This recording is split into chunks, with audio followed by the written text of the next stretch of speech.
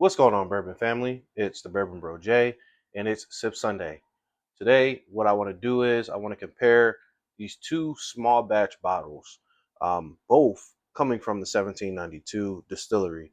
Um, First, we have the original 1792 small batch, and over here we have the Kirkland small batch, which they sourced from 1792. Now, we're going to see if they're closely related. They might be a little bit different, seeing as though they're small batches. Of course, with a small batch, that means that there are a bunch of different barrels or a few different barrels that they take and they blend together, and then they come up with the flavor profile in which they want represented in each bottle. Now, I'm going to see which one I like better, or if there's one that seems to be better than the other. About the first 1792 small batch, obviously coming from 1792 in Kentucky. It is between 25 $35 for this bottle, and it is 93.7 proof, which is pretty good. And it says there's no age statement associated with it, but it seems to be about between 4 to 8 years in the middle to upper floors of the Barton's warehouse. So I don't know. We'll see. It's a blend of basically bottles between four or barrels between 4 and 8 years. So we'll see what that has in store. And as far as the Kirkland small batch, this is actually a liter and it's between 18 and $25. So get more bang for your buck, but it comes in at 92 proof. So just a little less proof on it. Um, Overall, um, doesn't give too many more notes on it online. So let's see what it has to offer. Both of these are fresh cracks, so it will be, I guess, considered those neck pours. And a lot of the times those aren't necessarily the best of the bottle, um, because it hasn't had any air get to it and it hasn't opened up fully. But we'll see. First impressions mean a lot. So let's start with the original small batch from 1792. This opened up. Mm, very that's better. I guess I let too much air escape on the first one. Just a small taste.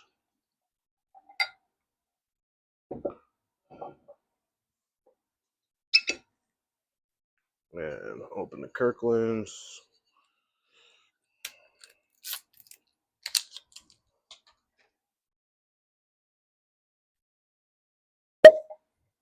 Much better.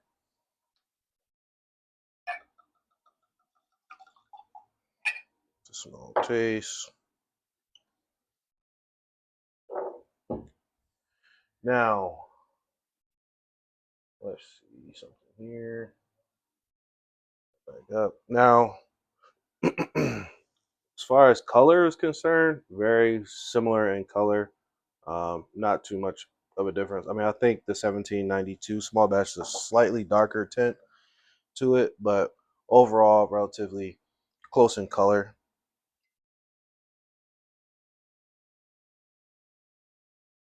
On the nose, smells like bourbon. Uh, get some light vanilla, a little bit of fruitiness. Nothing too distinct or nothing that really jumps out to be like, that smells delicious. Yeah, just smells like bourbon for the most part. Mm. Different nose on the Kirkland small batch. Not too similar actually. It is a little bit lighter.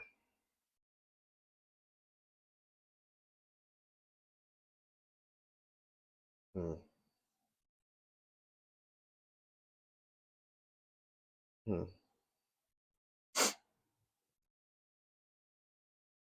Yeah, nothing really distinct jumping out on this one either, but it isn't the same nose. Yeah, this one has a little bit more complexity to it if I comparing the two. This is a lot lighter. Um, faint vanilla, I would say, but it's very light. Like it's not overly pungent.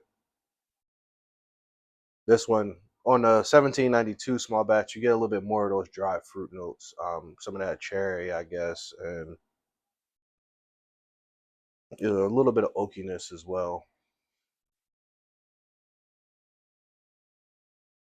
Yeah, this one is much lighter. It reminds me of something. Can't quite figure it out, but it is much lighter on the nose.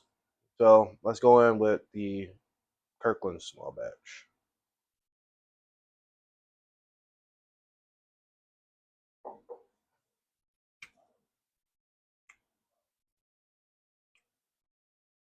Hmm.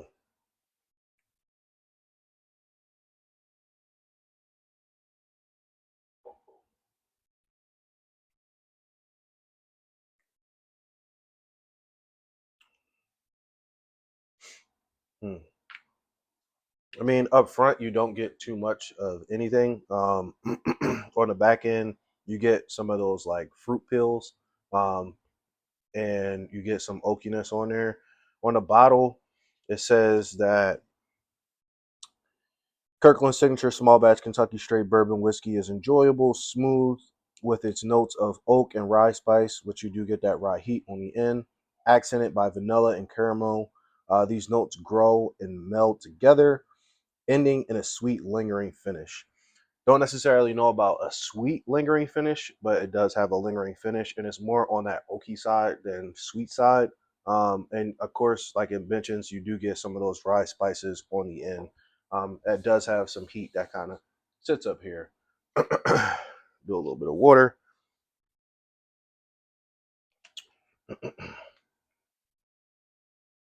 Now back in on this 1792 small batch.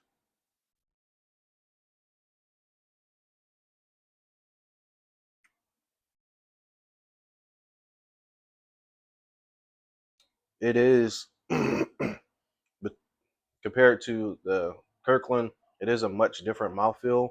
It's a lot heavier in texture. Um, what else?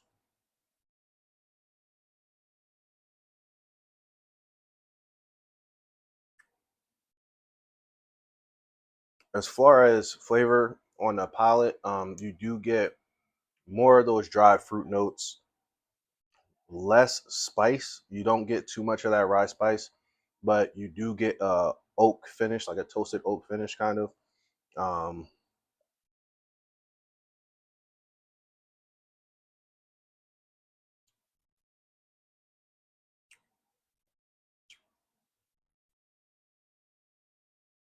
yeah,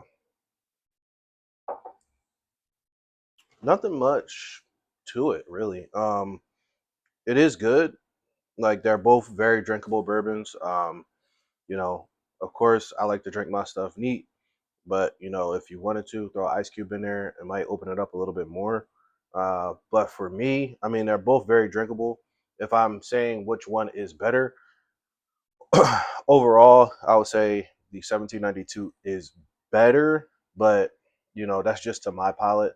And but the small batch isn't bad at all, especially for the price point, what you're paying for it, and what you get for it for a liter. If you're paying max dollar at 25 bucks, I mean, you gotta just take it for what it is. As far as the 1792, again, if you get it for 35 bucks, it's not a bad drink at all. If I had to say which one I would reach for more often, I probably would say the 1792 small batch versus the Kirkland. But overall, they're both drinkable, and not bad. I do have another 1792 single barrel store pick I want to crack and get into that. But I do want to complete the 1792 Rainbow. Get the foolproof bottled and bond 12-year cognac cask, which I actually had at one point. Don't have it anymore, and it's hard to come by. And the sweet wheat. I definitely want the sweet wheat. Did I have one? I think I had one also and finished it a while back, but I got to get it again, and of course I got to do reviews on them. But with that being said, enjoy the rest of your Sunday and drink up.